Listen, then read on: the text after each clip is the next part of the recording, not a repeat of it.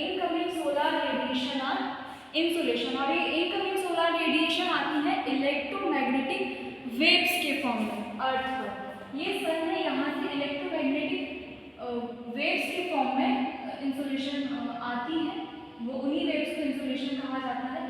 पर इंसुलेशन में भी कुछ फैक्टर्स हैं जो अफेक्ट करते हैं इंसुलेशन को, जैसे कि ये लॉन्ग टर्म फैक्टर है, इसको लॉन्ग टर्म फैक्टर कहते हैं। Long term factor angle of the sun raise.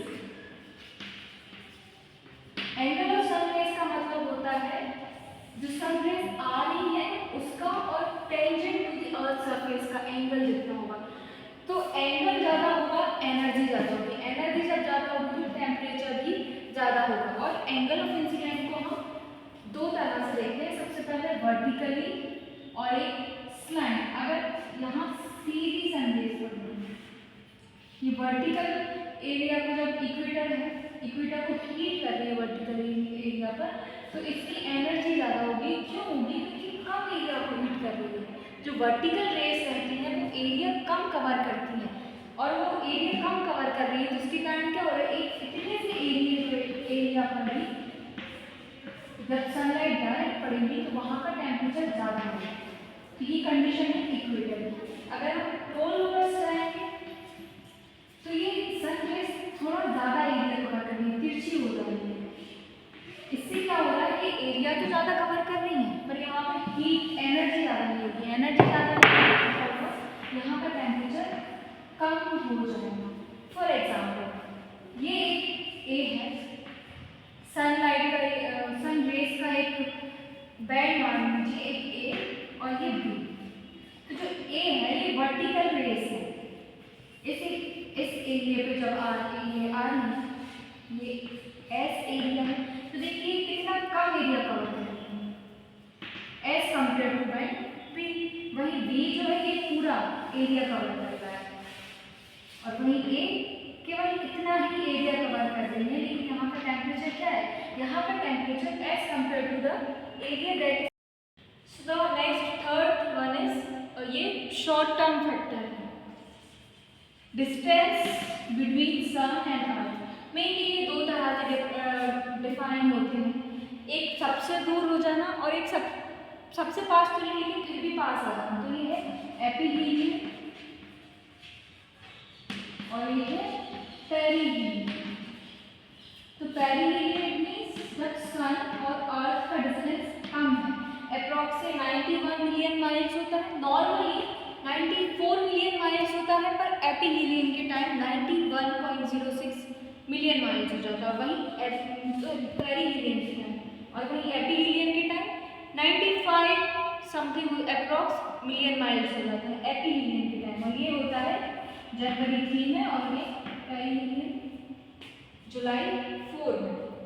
Normal होता है 94 मिलियन माइल्स। तो इससे इम्पैक्ट क्या पड़ता है, जब अर्थ पास है, जो सन वो अर्थ के पास रहता है तो इंसुलेशन ज़्यादा होती है एज कम्पेयर टू एपीहीलियन। एपीहीलियन में इंसुलेशन कम होती है। क्यों कम होती है? क्योंकि ये दूर है, सन अर्थ से दूर है। एक और कॉन्सेप्ट है, अगर पेरीहीलियन पास का होता है तो हमें जो नॉर्थ हेमिस्फीयर है वहाँ पे सर्दियाँ क्यों होती हैं, उसका मेन रीज़न ये है, अभी पहले भी बताया था कि जो अर्थ है वो टिल्टेड है, इंसुलेशन का अमाउंट कम है, इसीलिए ये है कि 7% सर्दियाँ कम लगती हैं नॉर्थ में और 7% समर्स ज़्यादा हो जाते हैं पेरीहीलियन के time. 7% more intense summer in southern hemisphere and 7% less intense winter in northern hemisphere। और इसकी अपोजिट कंडीशन किसमें हो जाएगी?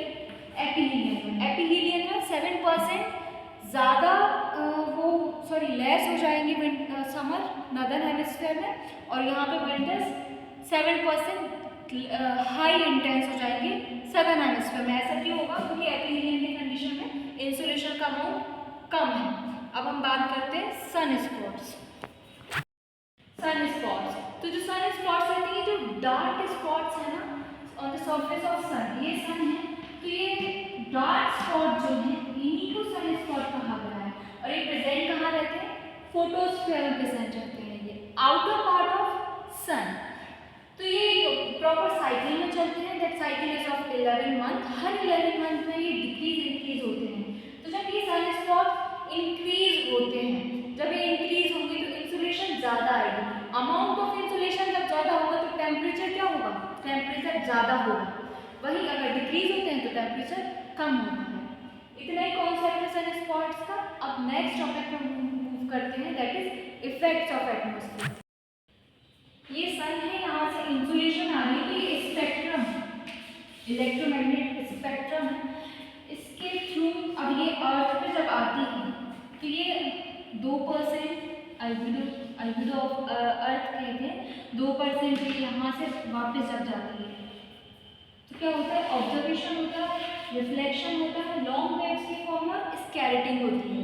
तो सबसे पहले ऑब्जर्वेशन की बात करते हैं। तो 100% अगर इंसुलेशन आ रही है तो उसमें से 40% इसका क्या होता है, यहाँ पे अर्थ अब्जॉर्ब करती है। और सबसे ज़्यादा क्या कर रहा है, O3, जो ओजोन लेयर है, ये जो लेयर जिसका पड़ता है ना, ट्रोपोस्फेयर, स्ट्रेटोस्फेयर, तो जो स्ट्रेटोस्फेयर के लोअर पोर्शन में ओजोन लेयर है O3, वहाँ सबसे ज़्यादा ऑब्जर्वेशन होता है। उसके बाद ऑक्सीजन करती है, उसके बाद कार्बन डाइऑक्साइड।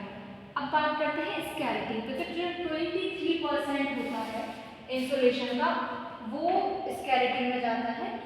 6% इसमें से क्या हो जाता है, सेंट बैक, अर्थ आ ही नहीं पाता, वापस चला जाता है।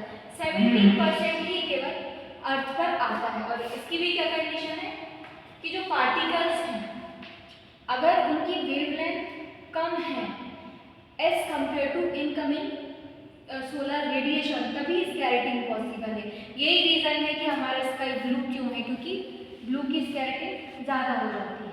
वहीं अब रिफ्लेक्शन में बात करें तो 27% है जो रिफ्लेक्ट बैक होता है। इसमें भी कॉन्सेप्ट होता है डिफ्यूज रिफ्लेक्शन। डिफ्यूज रिफ्लेक्शन का मतलब ये होता है, हमने यहाँ डिस्कस किया था कि इन पार्टिकल्स की वेवलेंथ ज़्यादा हो as compare to solar radiation, तो उसको डिफ्यूज रिफ्लेक्शन कहा जाएगा। So that's it all about factor affecting insolation. Thank you for watching.